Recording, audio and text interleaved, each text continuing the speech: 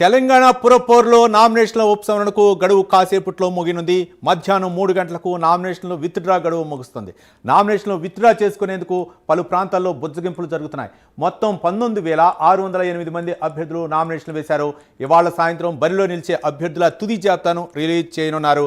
ఇక ఫిబ్రవరి 11న పోలింగ్, 13న ఓట్ల లెక్కింపు జరగనుంది. మొత్తానికి అభ్యర్థులను ఏ విధంగా బుజ్జగిస్తున్నారు? పార్టీలు అయితే రంగంలోకి దిగాయి. మరోపక్క స్వతంత్రులని, మరోపక్క ఎవరైతే అంటే రెబల్గా వేసినటువంటి అభ్యర్థులు అయితే మాత్రం పార్టీలు బుజ్జగించే పనిలో ఉంటుంది. దీనిపై మరింత సమాచారం మా కరెస్పాండెంట్ చందు అందిస్తారు. చందు, రవి, తెలంగాణలో మున్సిపల్ ఎన్నికల సంబంధించి అభ్యర్థుల నామినేషన్ల ఉపసంహరణకు గడువు ఈరోజు మధ్యాహ్నం 3 గంటల వరకే ఉపసంహరణకు గడువు ఉంది.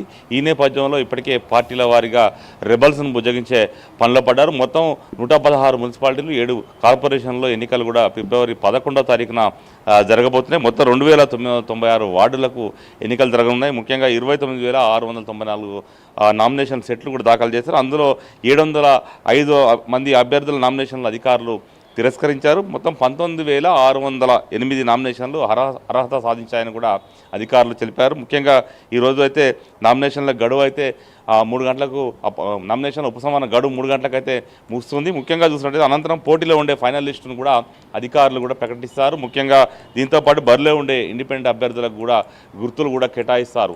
ఈ నేపథ్యంలో ఇప్పటికే 3 ప్రధాన పార్టీలు కాంగ్రెస్, బీఆర్ఎస్, అదేవిధంగా బీజేపీ సంబంధించినటువంటి ముఖ్యమైన నేతలంతా కూడా మున్సిపాలిటీల్లో మకాం వేశారు. అక్కడే అభ్యర్థులను బుజ్జగించే పనిలో పడ్డారు. ముఖ్యంగా కాంగ్రెస్ పార్టీ నుంచి అత్యధికంగా ఈ రెబల్ అభ్యర్థులు నామినేషన్ దాఖలు చేశారు. అదేవిధంగా బీఆర్ఎస్ పార్టీ నుంచి కూడా ఎక్కువ సంఖ్యలో వేశారు. కాబట్టి ఇప్పటికే అటు బీఆర్ఎస్ పార్టీ నుంచి 116 మున్సిపాలిటీలకు సంబంధించి ఇప్పటికే అక్కడ ఇన్ఛార్జీలు కూడా ఉన్నారు. ఇన్ఛార్జీలకు ఆ బాధ్యతలను అప్పగించారు. వాళ్ళంతా కూడా అక్కడే కూర్చొని అక్కడే ఉండి మొత్తం వాళ్ళకి వేరే అవకాశాలు ఇస్తాం, మరి వచ్చే జెడ్పీటీసీ ఎన్నికలు ఉన్నాయి, అదేవిధంగా ఎంపీటీసీ ఎన్నికలు ఉన్నాయి కాబట్టి అప్పుడు అవకాశాలన్నీ కూడా కల్పిస్తాం. కాబట్టి ఇప్పుడు మాత్రం కొంత విత్డ్రా చేసుకోవాలని కూడా బుజ్జగించేటువంటి ప్రయత్నాలకు కూడా దిగుతున్నటువంటి పరిస్థితి, కానీ కొంత నయానో భయానో బెదిరించి కూడా వాళ్ళని బుజ్జగిస్తున్నారు. ముఖ్యంగా అధికార కాంగ్రెస్ పార్టీ సంబంధించి ఇప్పటికే మంత్రులంతా కూడా ఆయా జిల్లాలో రంగంలోకి దిగి అభ్యర్థులను అంటే పెద్ద సంఖ్యలో వార్డులకు పెద్ద సంఖ్యలో కూడా నామినేషన్లు వేసిన పరిస్థితి. ఎందుకంటే అధికారంలో ఉంది, పార్టీ ఉంది కాబట్టి కొంత అభివృద్ధి కార్యక్రమాలు కూడా జరుగుతుంటాయి. కాబట్టి ఖచ్చితంగా అధికార పార్టీ నుంచి పోటీ చేస్తే బాగుంటుంది అనేటువంటి ఉద్దేశంతో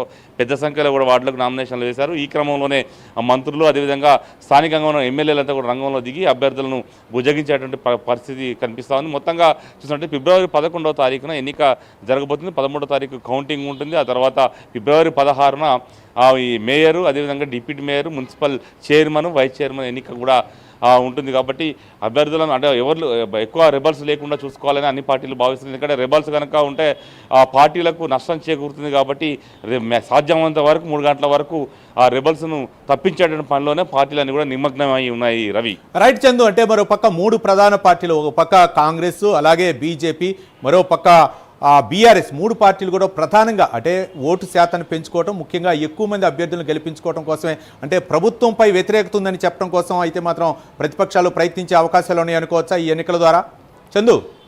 ఖచ్చితంగా. ఎందుకంటే ఇప్పటికే గత గ్రామ పంచాయతీ ఎన్నికల్లో కొంత మెరుగైన ఫలితాలు సాధించామని కూడా ప్రతిపక్ష పార్టీలు నిజంగా బీఆర్ఎస్, బీజేపీ భావిస్తూ ఉన్నాయి. ఎందుకంటే ఒకవైపు కాంగ్రెస్ పార్టీ అధికారంలో ఉన్నప్పటికీ తమకు 40% పంచాయతీ సీట్లు గెలిచామని కూడా ఇప్పటికే బీఆర్ఎస్ పార్టీ చెప్పుకుంటుంది. ఈ మున్సిపల్ ఎన్నికలను ఈ బీజేపీ కావచ్చు, అదేవిధంగా బీఆర్ఎస్ క్వార్టర్ ఫైనల్గా కూడా భావిస్తూ ఉంది. ఎందుకంటే ఈ మున్సిపల్ ఎన్నికలన్నీ కూడా గుర్తుల మీద జరుగుతాయి. కాబట్టి ఈ ఎన్నికల్లో గెలిపే ప్రామాణికంగా తీసుకొని ఖచ్చితంగా ఈ ప్రజా వ్యతిరేకత ఒకవేళ తమ ప్రతిపక్షాలకు అనుకూలంగా ఫలితాలు కనుక వస్తే ఖచ్చితంగా ప్రభుత్వం మీద ప్రజా వ్యతిరేకత ఉన్నది అనే విషయాన్ని ఇంకా బలంగా ప్రజల్లోకి తీసుకెళ్లాలని భావిస్తాయి. కాబట్టి ఖచ్చితంగా అభ్యర్థులను ఎవరైనా వార్డుల నుంచి ఒక్క అభ్యర్థిని మాత్రమే నిలిపే ప్రయత్నాన్ని అయితే వాళ్ళు కొనసాగించే ప్రయత్నం అయితే చేస్తున్నారు. ఎందుకంటే ఎక్కువ మంది రెబల్స్ లేకుండా జాగ్రత్తలు పడుతున్నారు. ముఖ్యంగా అధికార పార్టీలోనే రెబల్స్ తాకిడి ఎక్కువగా కనిపిస్తుంది. ప్రతిపక్షాల్లో మాత్రం కొంతవరకు వాళ్ళు చాలా వరకు నియంత్రించగలిగారు. కాబట్టి ఖచ్చితంగా ఈ ఎన్నికల్లో రెబల్స్ను తప్పిస్తే తమకు అనుకూలంగా ఫలితాలు ఉంటాయని కూడా అన్ని పార్టీలు కూడా భావిస్తూ ఉన్నాయి. Ravi, right, thank you Chandu.